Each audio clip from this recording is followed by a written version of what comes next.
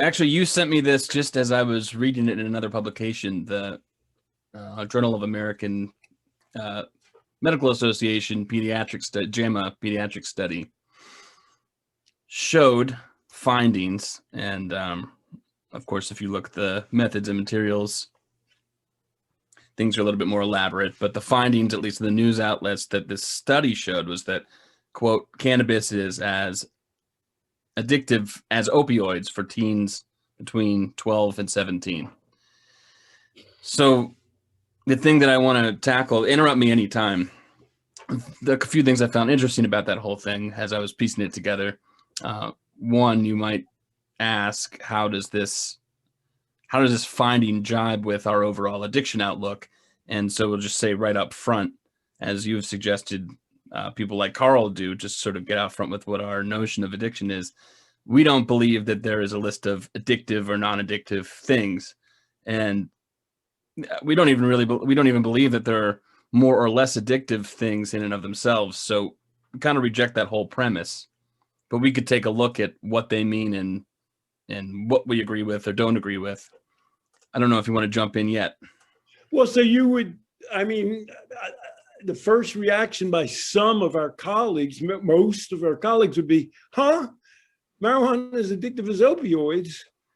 What the hell is that about? Yeah. And we'd say, as I brought up with Carl, Carl's not going to utter the words love can be addictive. He's not going to utter the words marijuana can be addictive. Right. Even Ethan, Ethan would choke on those words. And so we look at it and we say, this is where we're coming from, So the thing that they're using as like a metric or a reference point is just implied in this whole thing, or that you just have to already come in believing opioids are just the most dangerous and addictive drug of all. Like that's the reason for comparison. It's like, as we all know, it's this what they're sort of saying tacitly. As we all know, opioids are horrible and dangerous and addictive. And now, if we look at marijuana for people young enough, that can be addictive too, just as addictive as those horrible opioids. So what they were looking at is that this is a quote from them, after a year of trying cannabis, almost 10.7% of adolescents aged 12 to 17 met the criteria of addiction. Those in the same age group who tried prescription opioids had a similar addiction rate of 11.2%, according to the study published Monday in JAMA Pediatrics. And those both amount to 11%. Let's get 10.7 and 11.2 are both 11%. Right. People who have been using this drug become addicted to it. Yep. So that's a news item. They also tagged on that about half, a little more than half, 6.5% of people between 18 and 25 who used cannabis would then qualify, go on after use to qualify as addicted. I interrupted you. Sorry, what were you saying? Well, go on. So what I know what you've already sent me your notes. So you round off 6.5% becomes 6%. So 11% of 12 to 17-year-old regular cannabis users are addicted, and that's already dropped to half. 6% of those of what age? 18 to 25. So you take it from there. What are these numbers saying in plain sight? Yeah, well, I want to know first, how should we be throwing is the idea that we're supposed to be throwing our weight behind the meme that marijuana should be looked at as a dangerous and addictive drug, versus what I think you're trying to lead me to? You got to wonder, what is it about being an adolescent that makes addiction generally more likely than someone in adulthood?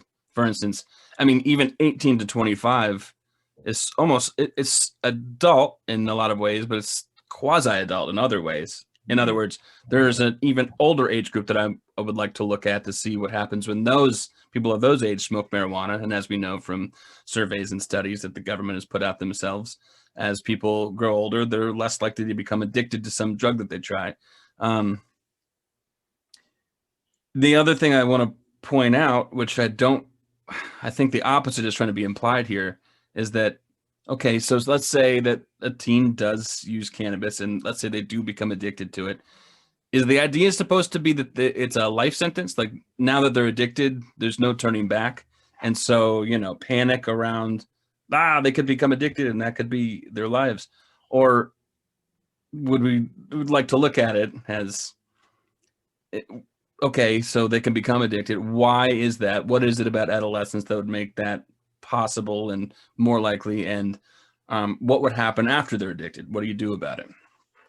So we're already, the reassuring information is we talk about developmental model of addiction. And that developmental model of addiction cracks in already between 18 and 24, when most people would say, well, that's not exactly a period of maturity. But in many cases, they're a little bit more, have their feet on the ground than between 12 and you know the 12 to 17-year-old population pretty well. Mm-hmm. An area of your expertise.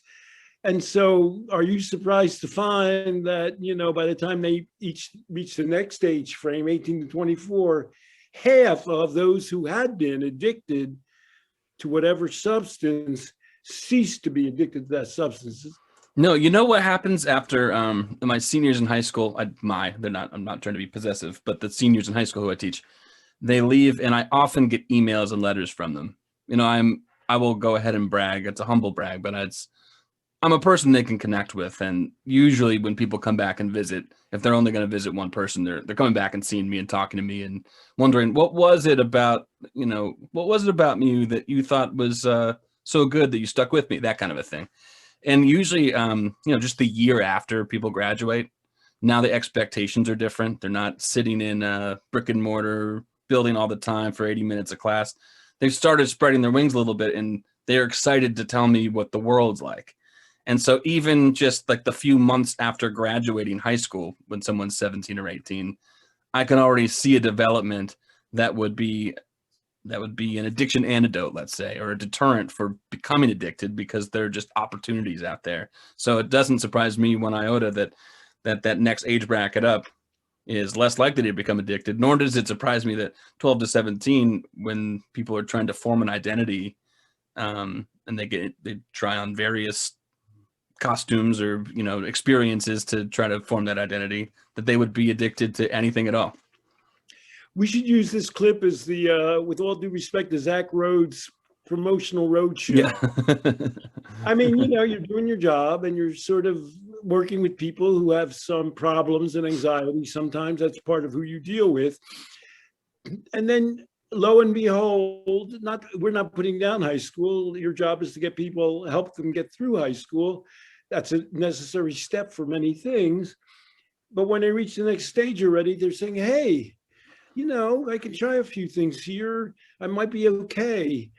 This is a little bit exciting and invigorating, and half of them drop off their day, half don't. I mean, 6%, you might say, well, that's not very high, but then you might say, okay, that's another problem that we have to deal with among, 18 to 24-year-olds.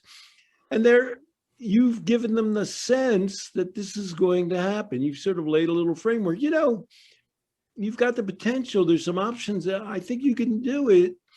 And they want to come back and, if not brag to you, sort of say, yeah, you're kind of right. I just want to let you know. So here's a question for you. I'll just go ahead and assert the claim that I know we both agree with, so we're not playing any sort of game here. Cannabis isn't any more or less addictive than anything else, than opioids.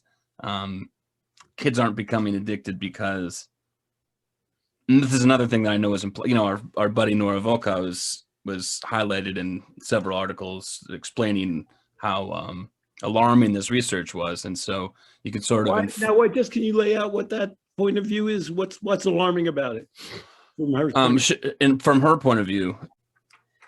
We're making cannabis more legal and broadly more legal, and so it's sort of the same idea as vaping or alcohol that we've heard. So yeah, you have to be 21 to get it, but as it becomes legal and more available, oh no, it's going to be available to these kids and they're going to use it. And now that we know it's addictive, that's a potential problem.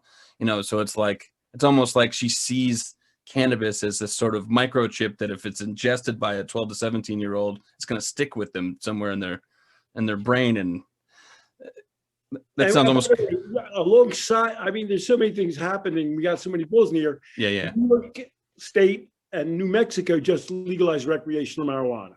So, I mean, marijuana is in.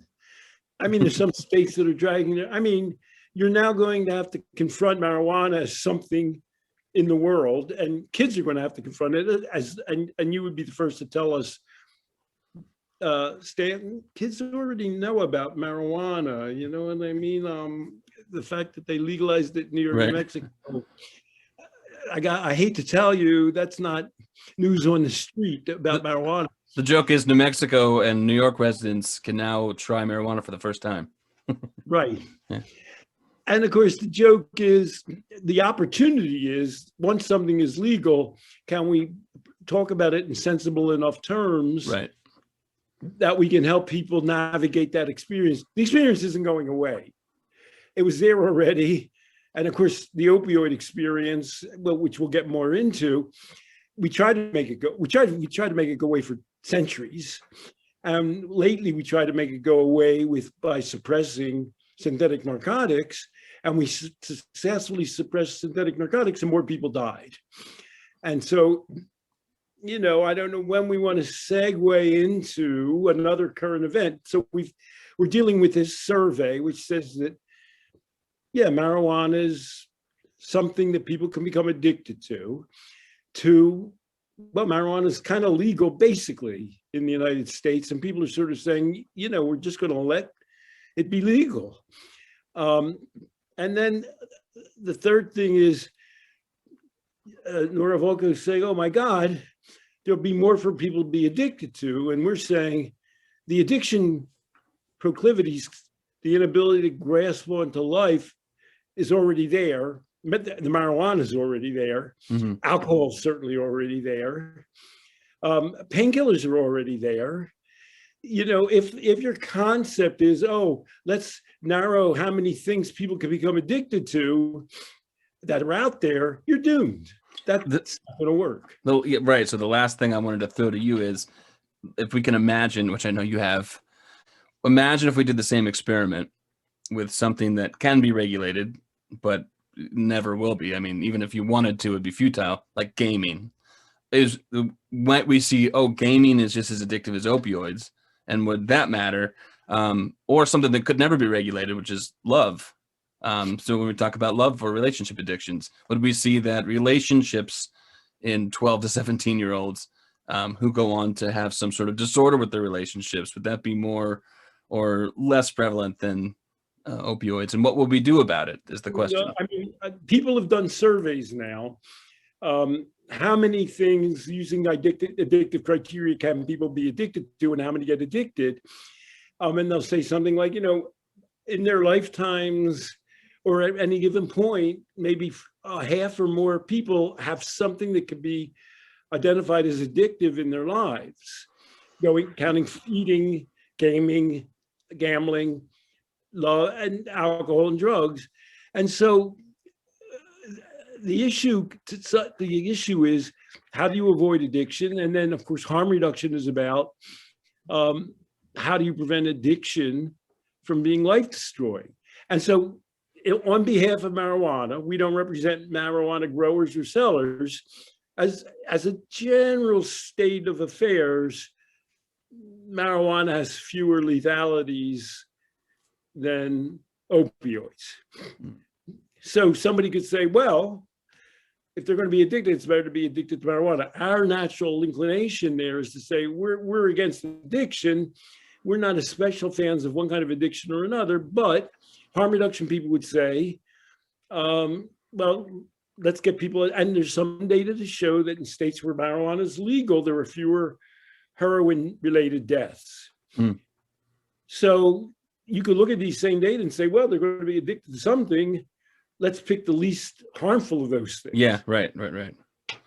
So you wanted to give a broader view of sort of the cannabis conversation, which you've already started touching on, and I should let you do that. I want to give a broader, I don't know, I'll make a giant jump. we're in the middle of a trial right now. George Derek Floyd Chauvin is being tried Chauvin. for murder or homicide, or manslaughter. The first person to testify this morning Can't believe I forgot his was name. his girlfriend. Yeah. Why? And the prosecution is prosecuting Derek Chauvin for murder or manslaughter, homicide. Why has the prosecution brought George Floyd's girlfriend to testify? So you say more. What do they want to have from her that's going to enable them to convict Derek Chauvin of murder? What do they need from her to do? Why are they having her testify? It's critical thinking here. I mean, one thing they want to do is to, humanize George Floyd. He's a big guy. They don't want him to be a monster. They want him to tell stories. One joke she told was, when he took a selfie, he take it off his chin. It's a dad selfie, and people laughed. Mm-hmm. So you got a character witness, sort of. Character witness. But what is the negotiation? The prosecution, they have a video of Derek Chauvin sitting on something, his shoulder or his neck, and the man's suffocating. Mm-hmm. So what's the defense going to say? What's the defense's defense?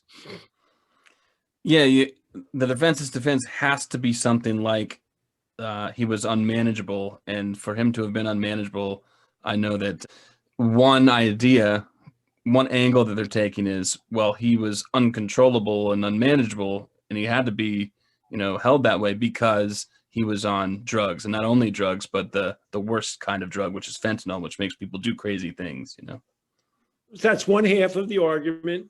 And the second half of the argument was he died of, there were half-chewed fentanyl pills that he spit out because somewhere along the line of this crazy day, he had taken some fentanyl pills he had, they were probably bad pills. They were fentanyl and something else. So death by asphyxiation because of taking fentanyl. Yeah. Except everybody would use the term. I mean, we don't have time today to go into everything that's wrong with everything. There's no such thing as drug overdose. People die with fentanyl in their system. So they had his girlfriend on. You wouldn't think, wait a second. Now, he's not on trial. Right. He's dead. Right. But they had his girlfriend on to tell people that he regularly took fentanyl. Mm-hmm. How does that work? Why is the prosecution, who's in a sense working with George Floyd, bringing in his girlfriend to say, well, he took fentanyl regularly? How does that work to convict Derek Chauvin of homicide? If he was taking fentanyl regularly and he took fentanyl that day, I wouldn't imagine why all of a sudden his body wouldn't tolerate it. Right. That's exactly the point.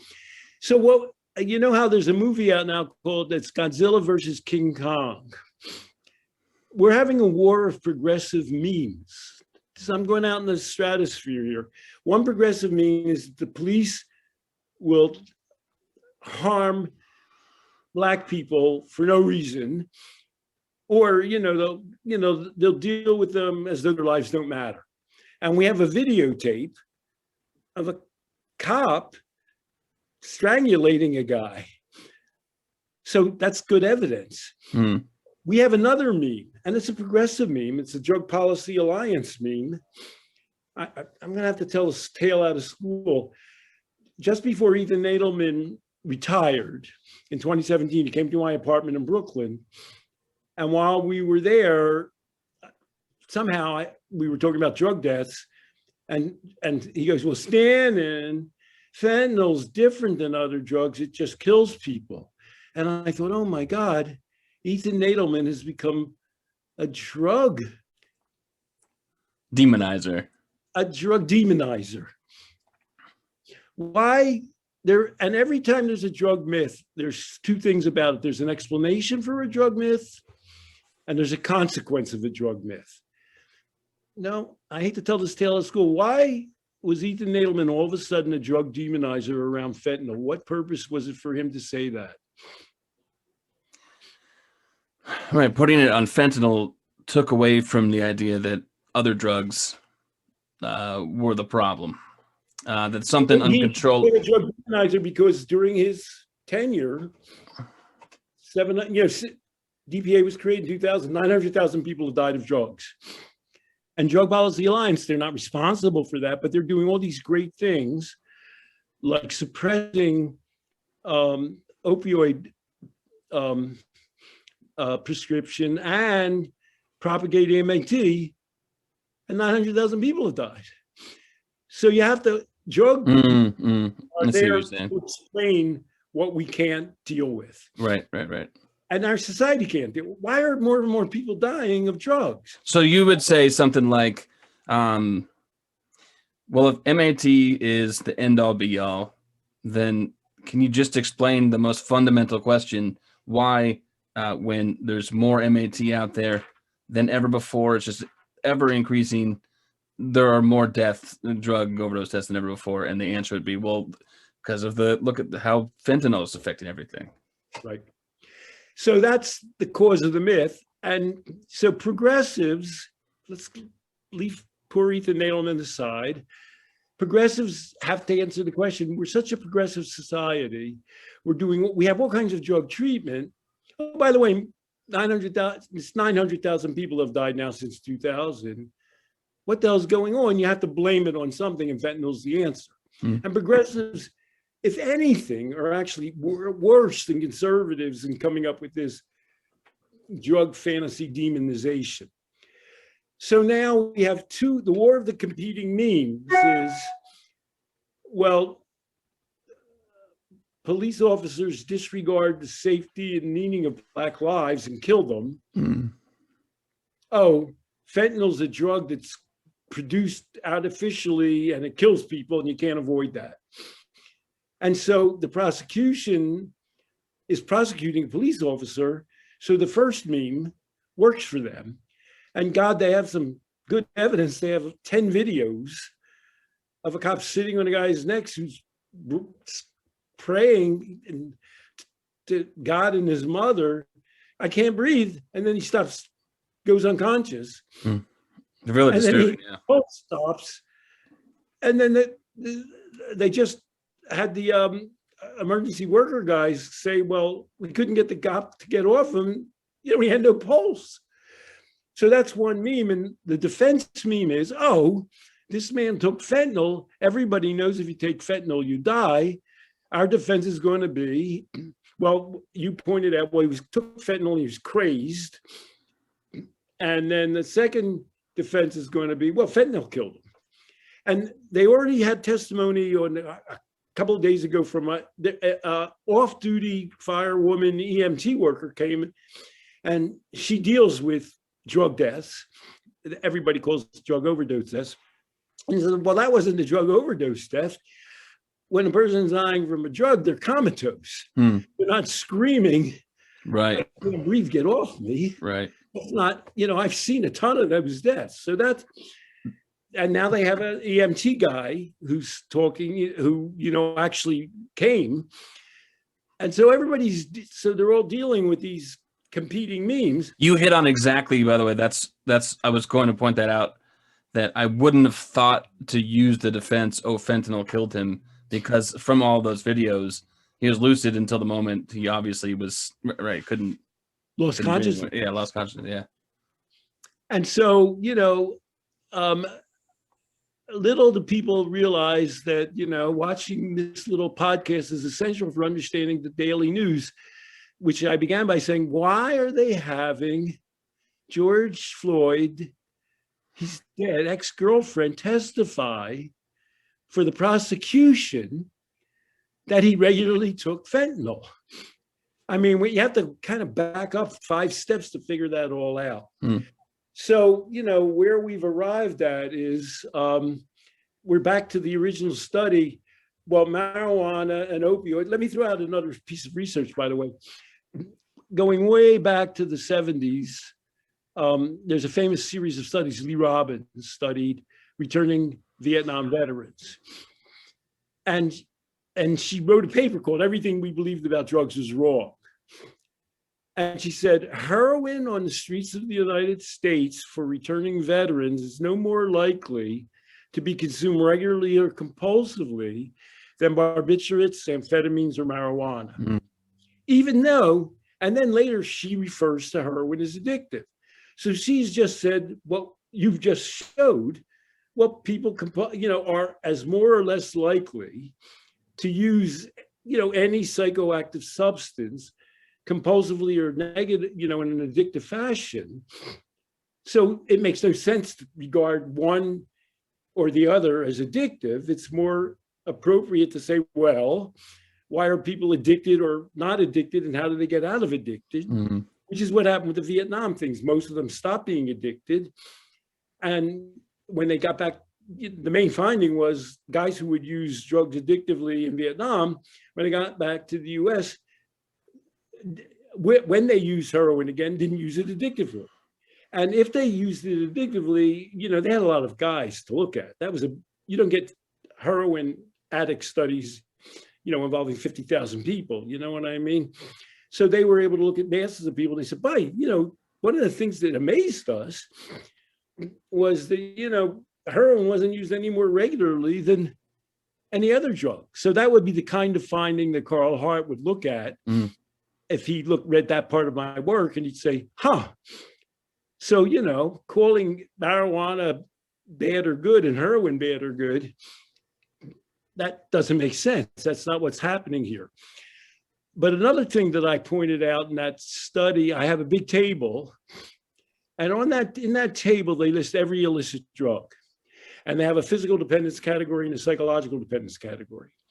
And as I asked in the meaning of addiction, well, what's psychological dependence? Every single drug was psychological dependence producing. I said, well, all they have on this table is drugs. Could you put other things on this table, and would they be psychological dependence?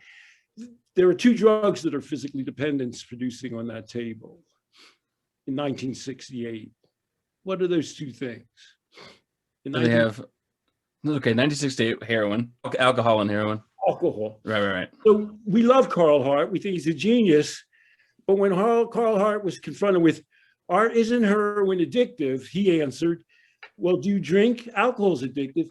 Carl Hart's using a 1968 chart of what's addictive. We don't look at it that way in any way, shape, or form. So we say people become addicted to powerful experiences. They're more susceptible at different periods in their life. As a general rule of thumb, they gradually outgrow it. If you look at our book, they're half again as likely to be addicted to the substance in each succeeding age bracket. As they mature, by the time they're 40, there's only a small percentage of people who are addicted to any kind of a substance. So that's the good news. And so the study that you review shows there's not that many people who wants 11% of kids to be addicted to, anything. We don't. The good news is, well, that's a pretty big percentage, but it drops to 6% in the next age frame. And in a way, we regard it as confirmatory to our point of view. Well, it doesn't matter. Heroin and marijuana is not what the debate's about. Legalizing marijuana, if anything, of course, we would agree with DPA on this. In general, you're going to get in less life-threatening trouble with marijuana than, opioids. Addiction isn't the issue. It's more or less harmful usage, and some substances, you basically can't get poisonous marijuana. Of course, when I wrote Outgrowing Addiction, I went to the local high school, Summit, New Jersey, very wealthy community. And the cop from, from Dare got up and he said, well, you probably read about it. A kid got marijuana and had horse tranquilizer. He smoked it. And he went crazy. He had to dial into a hospital. So he ran up to a window and he broke the window and he cut his arm and he died. This is when you were writing Addiction Proof Your Child, or what's that? This is when you were writing Addiction Proof Your Child. I wrote that and I told the story in Addiction Proof Your Child. So they have to explain how every kind of addiction, and I said, So I got kicked out of that meeting, by the way. And Carl read an article about that, and he wrote me one of those emails where he really liked me. I got kicked out of that. I got up and I said, "Where did that happen?" This is a little bit before total internet, where you can look everything up. I said, I've been in Morris County 20 years or so. Where did that happen? That's the kind of thing I would usually notice. It's some bullshit stuff. And that Carl loves those bullshit, pointing out those bullshit stories with that, meth and other kinds of things. So they tell this bullshit story, and they want to point out that everything's equally death causing. Of course, it's complete. And by the way, a woman came up to me afterwards. She was in charge of alcohol education for the school. They used to have a safe drivers program, and they cut the safe drivers program out. This is an example of where DARE actually harms people. And the woman said, well, I tell my kids, I'm not telling you to go out and drink, but if you feel that you're not in a good condition to drive, call me up. Drinking too much as a kid happens. Dying in a car accident, that you don't want that to happen. That's called harm. That's the most basic form of harm reduction. And this craziness of blaming all kinds of drugs gets in the way of doing actual harm reduction. So we're undeterred by this message. We feel it reinforces our message about life process program. We feel it's a clear harm reduction message. And yet we would run into currents and arguments with some of the people that we would be considered to be in the same bailiwick with, whose first reaction would be, what? Marijuana is as addictive as heroin. Who the hell said that? Who came up with that? And as I said, Lee Robbins published those results in 1976 and 1980. It's the same results you always get. The proclivity to use things addictively is more or less the same. It's not the things that determine that kind of addictiveness. So we would say, yeah, marijuana is as addictive as opioids, if you're going to use that term addictive, if you gun to our head, but different emphasis. We would say, of course it is, just like, or you could say it the other way around. So I wrote a piece, if you look my name up, marijuana is addictive, so what? Yeah. And I actually wrote a piece for Will. And if you look it up, filter, marijuana is addictive, is as addictive as anything else. Here's how to prevent it from being addictive. So the question is, well, what do you do? I mean, you are in a position where your job is, you don't welcome 12 to 17-year-olds being addicted. How do you encourage a person to avoid being addicted at any age? Right. And your answer and our answer is to have them engage with life, not to be afraid of life, to go out and try things, to feel that they're capable of dealing with things, and to help them deal with those things and help them explore. That's called growing up. And some degree of addictiveness has always occurred. But we're I mean, we're you and I, and you on a daily basis, are the business. We're striving for zero addiction. We're not striving for zero drug use or experiences that can be addictive, because that's craziness. So, just how this latest JAMA study relates to the murder trial of Derek Chauvin. We just wanted to, if you're looking at things the right way. So one news item that we described is, marijuana is legal. And the person in the United States who's been tremendously progressive, bless his soul, Joe Biden, has been as great as can be. They just fired 6 people on his campaign. I don't think they told us exactly for what. I think they had positive drug tests, probably for marijuana. I remember seeing that and thinking, there's the old Biden. Right. And Joe Biden doesn't drink. Joe Biden's against drugs and alcohol. He's a nut.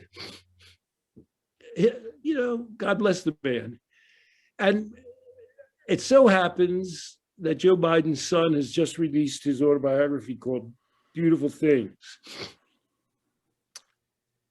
So, I mean, one question which we've addressed to some degree if a guy like Joe Biden, who seems to be a good guy, he's a good father, a good grandfather, God bless his soul.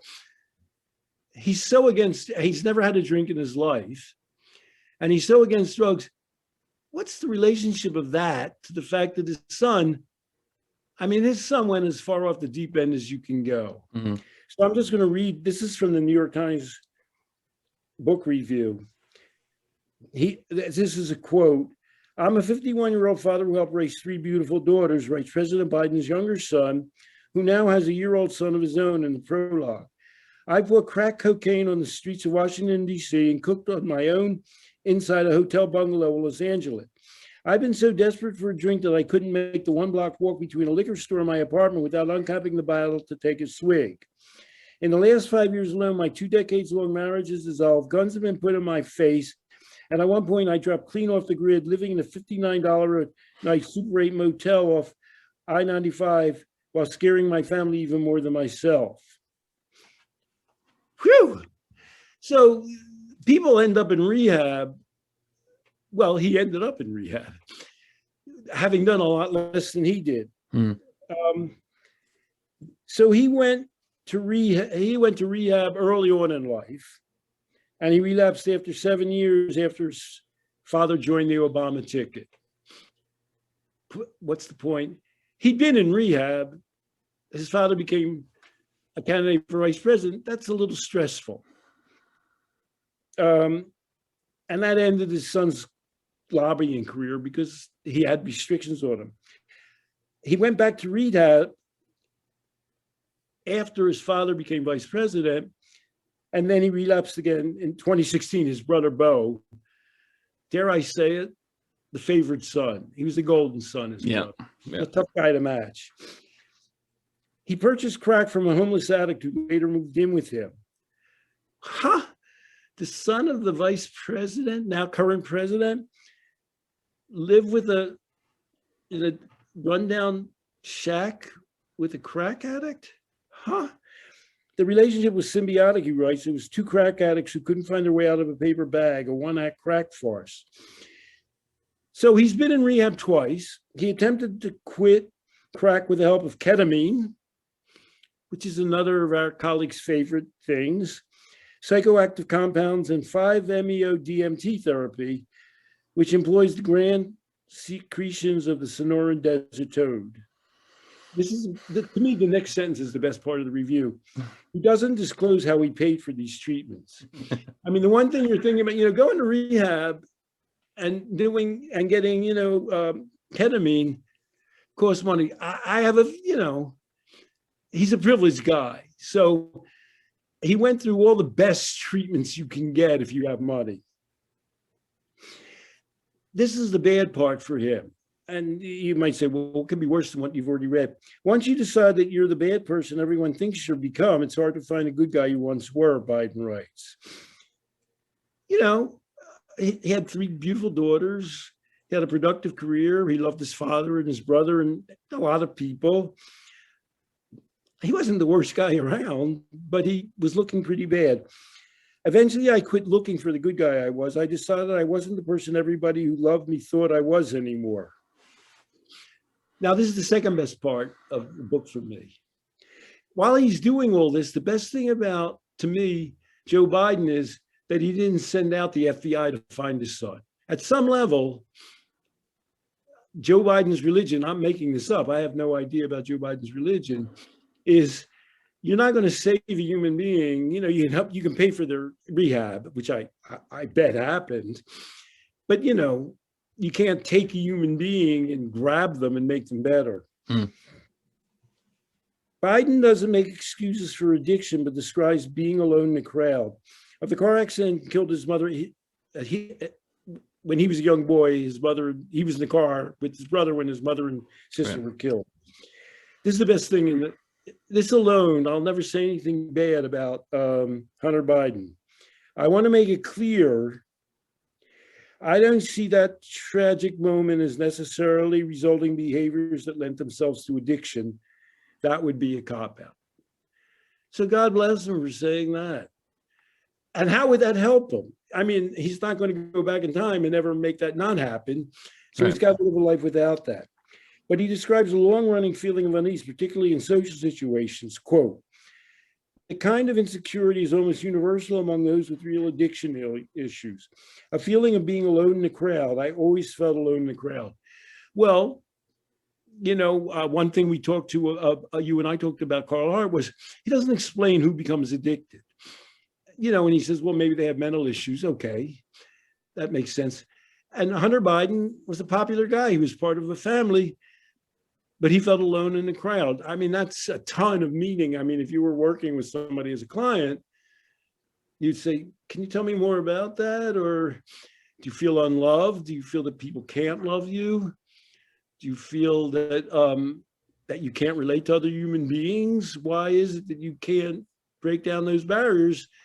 Because intimacy and connection is critical. So this is the last paragraph of the review. It's a good review. Hunter Biden's lived in a single occupancy hotel with a crack addict. He's poured vodka down his throat. He's completely isolated from his children, and his father's vice president and one of the most important people in the United States. I mean, you can't go any lower than that. So somehow he gets a date with Melissa Cohen. And this is the final paragraph of the review. An hour into their first dinner, they declared their love to one another. I would say for one another. An hour after that, Biden told Melissa he was a crack addict. Okay, so that's interesting first date, okay? A lot's happened already.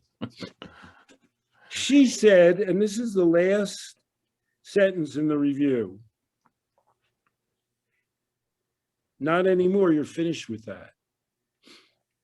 And that was a couple years ago. So, you know, do you have any worries about, as a clinician, do you have any worries about that little bit of narrative? Or how do you respond to it? His dinner date with me. Oh, the dinner date itself. Well, this is probably not what you're going for. You might think that could happen in reverse order. Like, it's almost like, hey, I love you. Do you love me? Okay, good.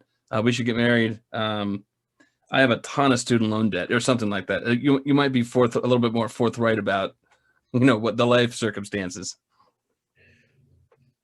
I guess you and I worry, we're about people building up the substance of their lives. Mm-hmm.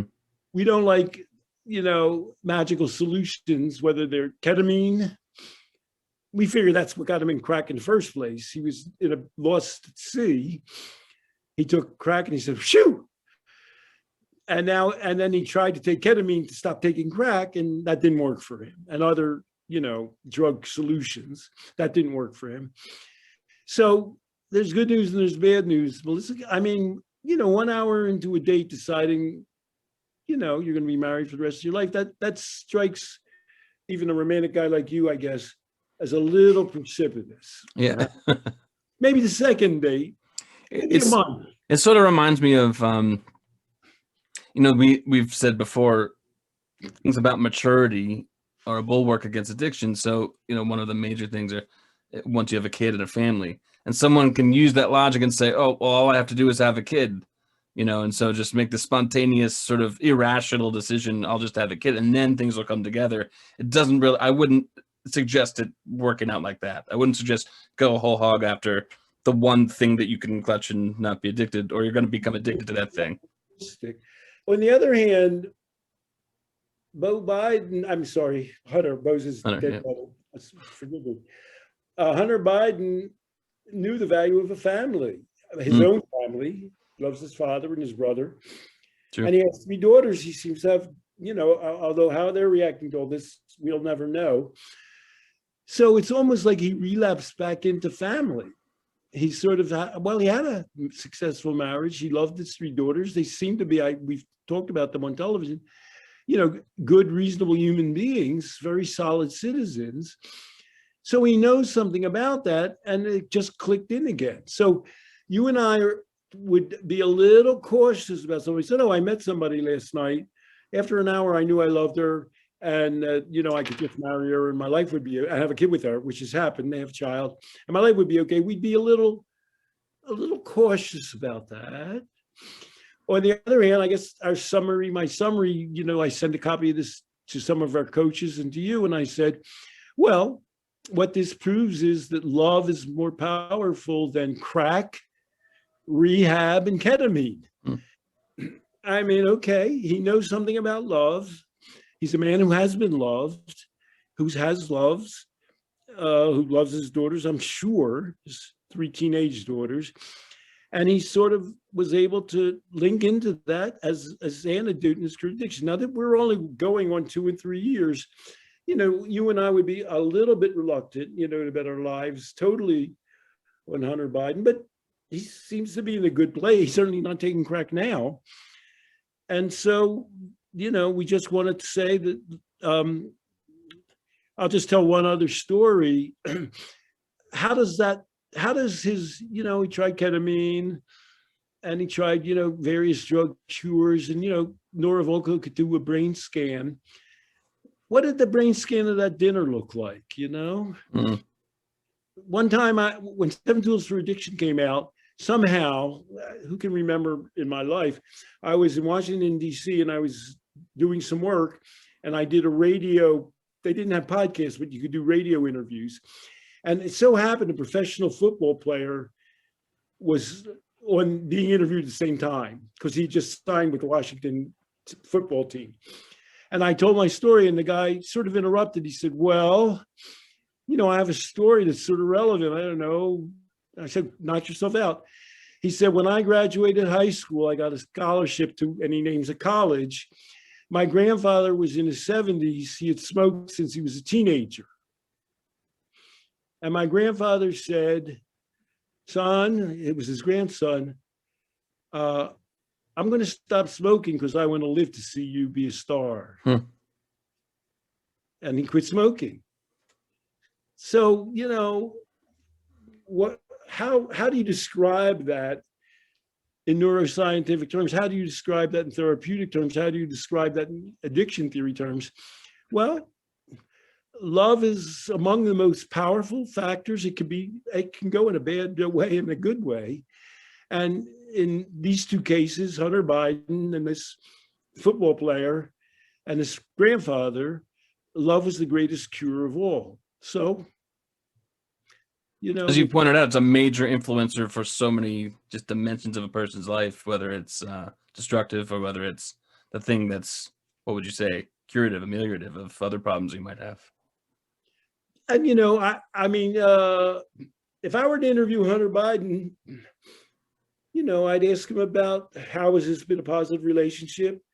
How did she accept you? I mean, did she see your quality? I mean, I'd like to know more about what kind of love this was and how it's matured and how it's played out in his new family. I don't think just beaming the word love solves problems. It's a label that people use for a lot of different experiences. It's powerful. And we might, I wrote a book with Archie called Love and Addiction, which explored the meaning of love in terms of its being the opposite of addiction. All right, so I know you have to rush off because you have family and daughter obligations. And I know you'll be teaching your daughter, critical reading skills because, I mean, she's a little young for some of these topics. I realize that. But, you're sitting there watching television and they're having the murder victim's girlfriend get on and explain that he took drugs. What's this about? You have to sort of take a couple of steps backwards to piece the world together. People complain about media all the time, and it's true. They deliver sound bites and just little snippets of news that make us feel terror or make us feel hatred of somebody else. But I think that that's all, it's easy to sidestep if you just can't help but think critically about things. If you're asking the questions, well, what does that mean? Or why would someone say that? So I You're hear you. obligated to think that way. Yeah. Even when there's a good story on television, you're obligated to think, why are they telling this story? So, with that little message for this little Sunday, have a happy Sunday. You too. And, now you can legally engage in cannabis related activities. If it's something you're into, I just know that it's legal now. In New York. Happy Sunday, Stanton. Thanks again.